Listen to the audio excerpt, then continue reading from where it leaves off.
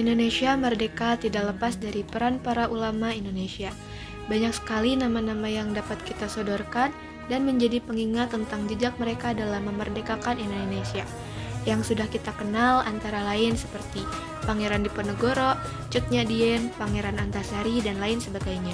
Namun kali ini, yang akan disajikan adalah para ulama Indonesia yang tidak hanya memberi sumbangsi besar untuk Indonesia, tetapi mewarnai wajah dunia sampai saat ini.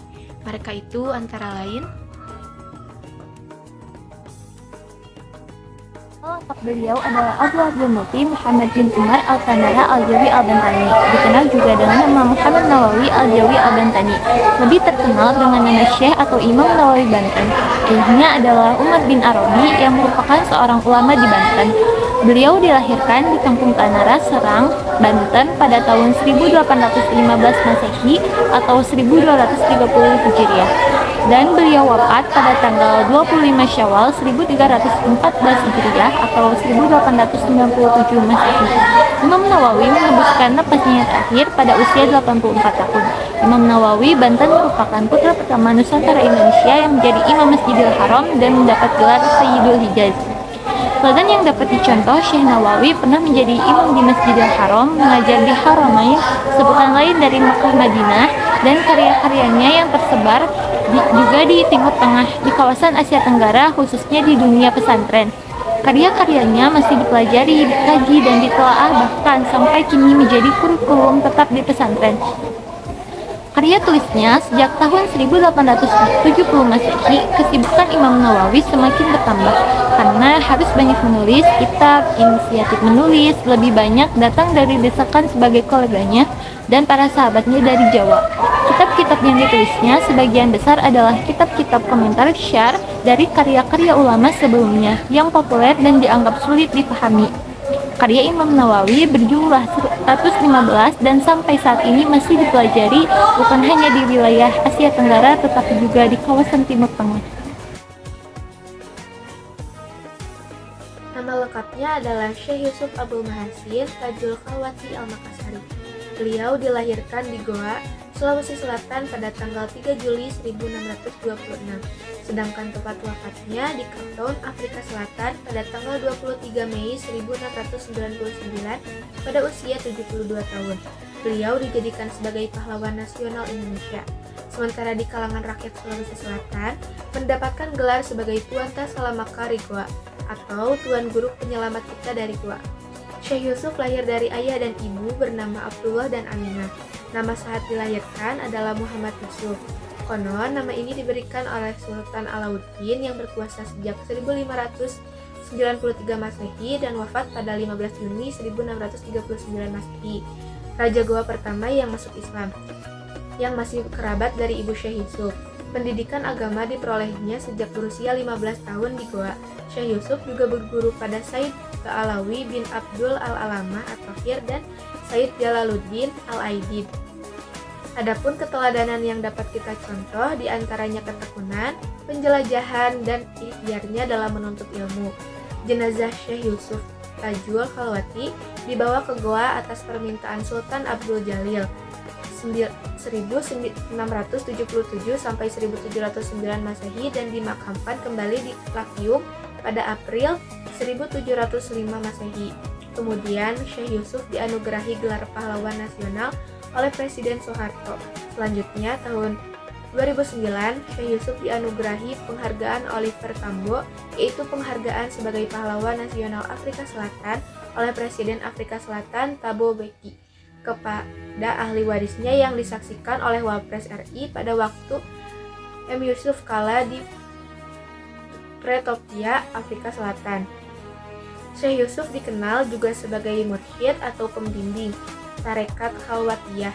Beliau juga mengajarkan tarekat lainnya antara lain Qadiriyah, Naqsabandiyah, Ba'alawiyah, dan Syatoriyah. Itu semua sesuai ijazah yang pernah diterimanya. Ajaran pokoknya adalah usaha manusia untuk mendekatkan diri kepada Allah Subhanahu wa Ta'ala yang mengacu pada peningkatan kualitas akhlak yang mulia serta penekanan amal soleh dan zikir baik secara perorangan maupun kelompok. Penjelasan lebih rinci dapat ditemukan pada risalahnya yang berjudul An-Naf Shihatu Asailiyah. Di abad ke-18 Masehi, nama Syekh Abdus Somad Al-Palimbani memiliki kiprah yang sangat penting dalam pencaturan intelektualisme Islam di Timur Tengah dan di Nusantara. Sosok guru sufi sekaligus mursyid di dekat zamannya ini memiliki pemikiran yang sangat progresif hingga diikuti oleh banyak kalangan. Oleh karena itu, ketokohannya melengkapi nama-nama ulama intelektual berpengaruh pada zamannya, seperti Hamzah Pansuri, Samsudin Sumatrani, Narudin Ar-Raniri, Abdul Rauf Asikli, Yusuf Al-Makassari, Muhammad Arsyad Al-Bazari, dan sebagainya. Dalam deretan nama-nama tersebut, posisi Al-Palimbani sangat penting dan sentral, terutama berkaitan dengan dinamika usaha dan semangat melawan penjajah. Lewat karya-karyanya seperti Nasihatan al-Muslimin wa Taziatan al-Muminin fi Fadla al-Jihad fi Sabilillah wa Karamah al-Muzahidin fi Sabilillah. Al-Palimbani menghimbau kepada masyarakat luas dan para raja-raja Nusantara untuk melakukan perlawanan kepada para penjajah dengan melancarkan aksi jihad yang terutama kepada Belanda yang terus berusaha menundukkan kekuatan politik ini. Karya ini berhasil menginspirasi banyak pihak. Catatan sejarah sarjana asal Belanda Sjook Hoorngroensi menyatakan naskah ini menjadi model dan naratif induk bagi Mujahid Aceh dalam perjuangan melawan penjajah, yaitu dengan Perang Sabil. Nuruddin, nama lengkapnya Syekh Nuruddin Muhammad bin Ali bin Hasanji bin Muhammad Hamid Ar-Raniri Al-Quraisy. Jika ditelaah dari namanya, beliau memiliki darah keturunan nasab dari suku Quraisy, suku yang juga menurunkan Nabi Muhammad SAW. Ayahnya adalah seorang pedagang Arab yang bergiat dalam pendidik agama. Sedangkan nama populernya adalah Syekh Nuruddin Ar-Raniri atau Syekh Nuruddin. Beliau adalah ulama penasehat Kesultanan Aceh pada masa kepemimpinan Sultan Iskandar Sani atau Iskandar II. Syekh Nuruddin diperkirakan lahir sekitar akhir abad ke-16 di kota Ranir, wilayah Gujarat, India, dan wafat pada 21 September 1658 Masehi pada tahun 1637 Masehi. Ia datang ke Aceh dan kemudian menjadi penasihat kesultanan di daerah tersebut sampai tahun 1644 Masehi. Syekh Nuruddin mula-mula mempelajari bahasa Melayu di Aceh, lalu memperdalam pengetahuan agama saat beribadah haji ke Mekah. Sepulang dari Mekah, didapati bahwa pengaruh Syamsuddin As-Sumatrani sangat besar di Aceh karena tidak cocok dengan aliran Wujudiyah, yaitu salah satu aliran tasawuf. Syekh Nuruddin pindah ke Semenanjung, Malaka untuk memperdalam ilmu agama dan bahasa Melayu. Pengetahuan Syekh Nuruddin tak terbatas dalam satu cabang ilmu saja, namun sangat luas yang meliputi bidang sejarah, politik, sastra, filsafat, fikih. Bahkan Syekh Nuruddin merupakan ulama pertama yang membedakan penafsiran doktrin dan praktis sufi yang salah dan benar. Saat baru tiba di Aceh, wilayah tersebut telah berkembang luas paham Wujudiyah. Paham ini dianut dan dikembangkan oleh Syekh Hamzah Pansuri dan Syamsuddin As-Sumatrani. Syekh Nuruddin menuliskan beberapa buah kitab. Ia juga membaca hikayat Sri Rama dan hikayat Indra Putra yang tajam serta hikayat Iskandar Zulkarnain. Pada tahun 1637 Masehi, ia kembali ke Aceh dan tinggal selama 7 tahun. Saat itu Syekh Syamsuddin As-Sumatrani telah meninggal. Berkat keluasan pengetahuannya, Sultan Iskandar Tani 1636 sampai Masehi. Populernya adalah Syekh Abdul Rauf bin Ali Al-Fansuri As-Singkili. Tahun lahirnya adalah 1024 Hijriah atau 1615 Masehi. Sementara wafatnya di Kuala Aceh tahun 1105 Hijriah atau 1693 Masehi. Beliau adalah ulama besar Aceh dan memiliki pengaruh besar dalam penyebaran agama Islam di Sumatera dan Nusantara. Pada umumnya, sebutan gelarnya yang juga terkenal ialah Syekh Kuala. Artinya Syekh ulama di Kuala. Cut gak sih? Enggak, nanti dikat lagi. Syekh Abdul Rauf bin Ali As-Singkili. Adapun nama lengkapnya ialah Aminuddin Abdul Rauf bin Ali Al-Jawi Tumal Fansuri As-Singkili. Sebagian riwayat menyebutkan keluarganya berasal dari Persia atau Arabia yang datang dan menetap di Singkil Aceh.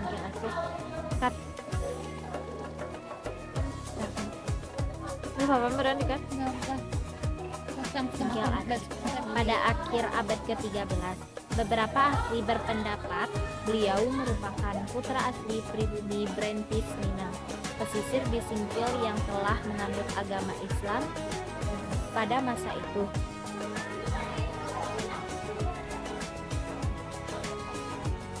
Pendapat lain mengatakan berasal dari etnis Batak Singkil yang beragama Islam dan tidak diketahui lagi marganya. Diperkirakan Syekh Abdul Rauf kembali ke Aceh sekitar tahun 1083 Hijriah atau 1662 Masehi dan mengajarkan serta mengembangkan tarekat syariahnya yang diperolehnya.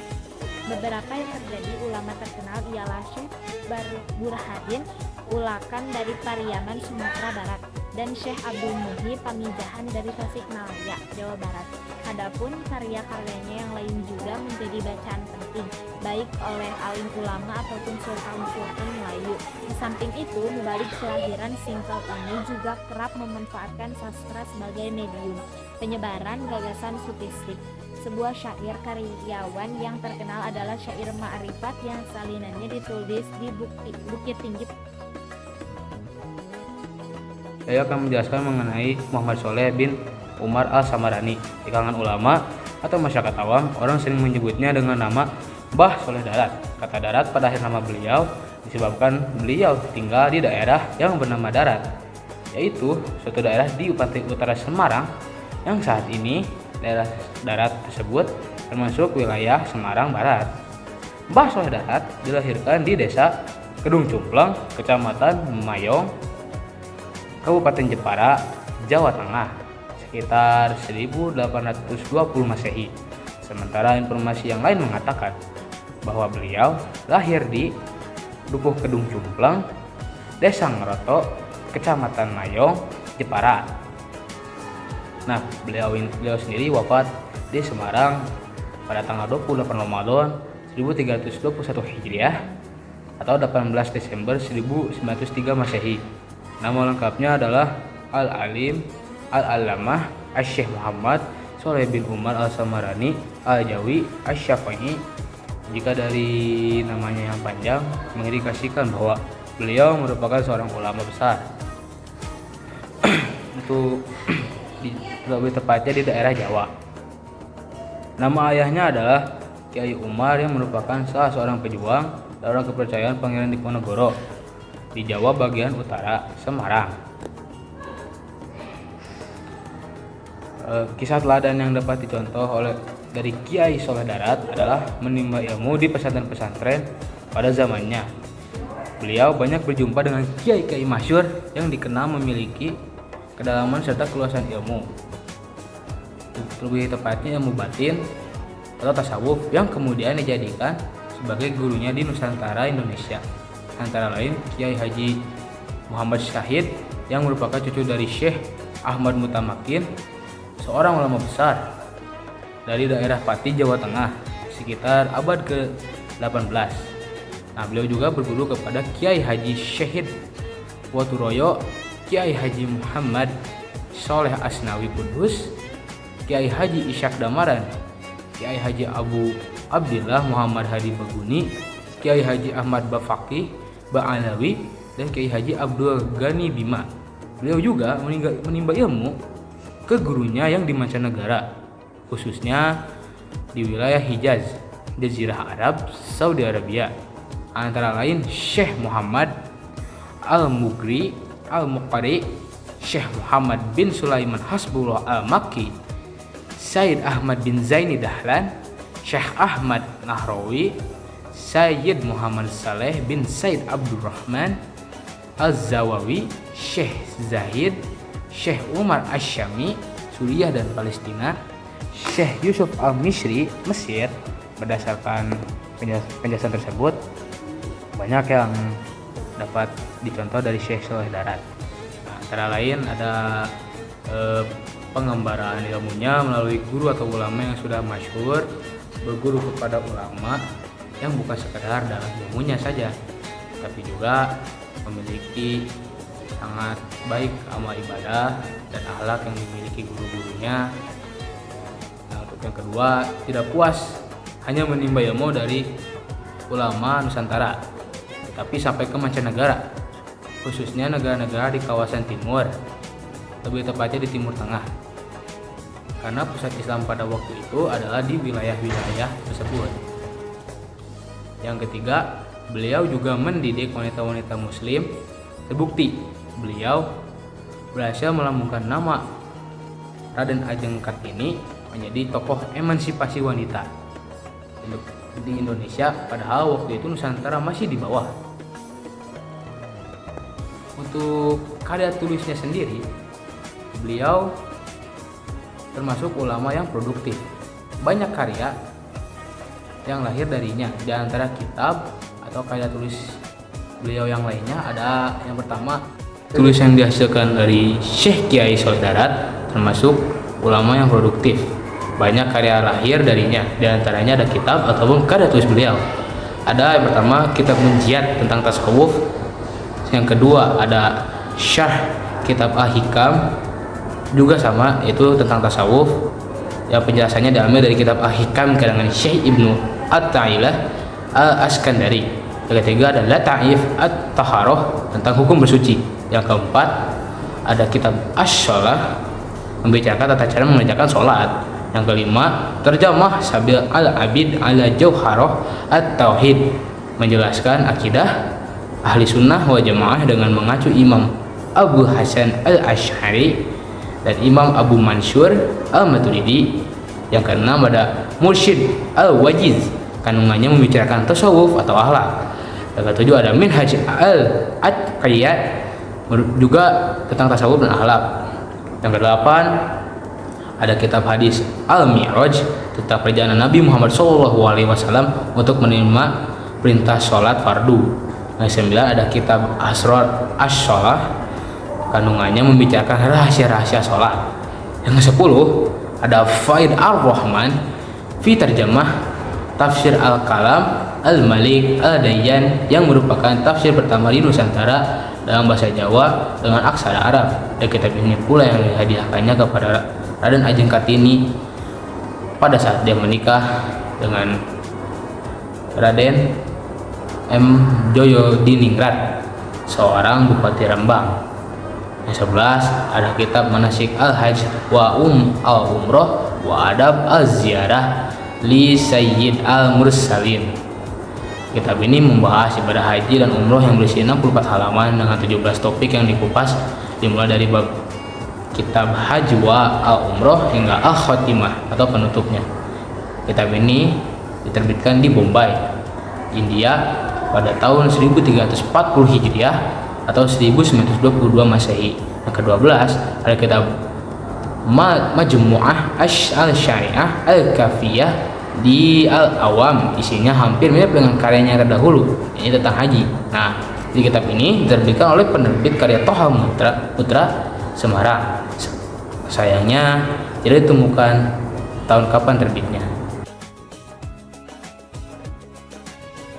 Populernya Syekh Hamzah Fansuri atau Hamzah Al-Fansuri. Nama Al-Fansuri sendiri berasal dari Arabisasi kata Pancur, sebuah kota kecil di pantai barat Sumatera yang kini terletak di antara Singkil, Aceh, dan Sibolga, Sumatera Utara. Merujuk zaman kerajaan Aceh Darussalam, Kampung Pansur itu terkenal sebagai pusat pendidikan Islam di bagian Aceh Selatan. Sepanjang hayatnya, Syekh Hamzah Fansuri tidak hanya fasih berbahasa Melayu, tetapi juga Jawa, Siam, Hindi, Arab, dan Persia. Bahasa Arab dan Persia merupakan bahasa penting pada abad ke-16 saat itu di Barus sudah berkembang suatu dialek bahasa Melayu yang unggul di samping dialek Malaka dan Pasai. Oleh karena itu, bahasa Melayu yang dipakai Hamzah Fansuri dalam karya-karyanya dapat dianggap contoh terbaik keragam bahasa Melayu. Syekh Hamzah Fansuri merupakan figur penting dalam sejarah kebudayaan Melayu hingga Indonesia. Kemasyhurannya meliputi banyak bidang, yakni kesusastraan, tasawuf, dan dakwah Islam. Namun sedikit sekali yang dapat memastikan data riwayat hidup sang perintis tradisi penulisan syair berbahasa Melayu itu. Syair Hamzah Fansuri terdiri atas 13 sampai 21 bait. Setiap bait terdiri atas 4 baris yang berirama A. Pada umumnya jumlah kata tiap baris ada 4, meskipun terdapat pengecualian. Syair Hamzah Fansuri banyak dipengaruhi puisi-puisi Arab dan Persia, seperti rubaiyat karya Umar Khayyam, namun tetap ada perbedaan, yakni 5 rubaiyat adalah AABA, sedangkan Hamzah Fansuri memakai 5 AAAA. Selanjutnya, jika ditelaah dari segi tema, setiap syair yang dikarang Hamzah Fansuri lebih banyak membahas tentang aspek tasawuf. Hal ini dikarenakan bidang lain yang diminati adalah tasawuf, selain sastra dan dakwah Islam. Hamzah Fansuri banyak melakukan kreasi atau inovasi baru yang sebelumnya tidak dikenal dalam sastra Melayu lama. Misalnya, memperkenalkan bentuk puisi baru untuk mengekspresikan diri. Inovasi lain adalah pemakaian bahasa yang kreatif. Hamzah Fansuri tidak segan-segan meminjam kata-kata dari bahasa Arab dan Persia dalam puisinya.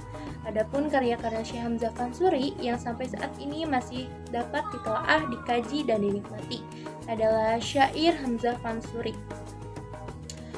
Kelompok puisinya yang pertama syair burung, unggas, yang kedua syair dagang, ketiga syair perahu, keempat syair si burung pipit, yang kelima syair si burung punggung, keenam syair sidang akhir. Kemudian ada kelompok prosa yang pertama Asrul Al-Arifin, kedua Sarab Al-Asyikin, tiga kitab Al-Muntahi, Zinat, dan Al-Muwahhidin.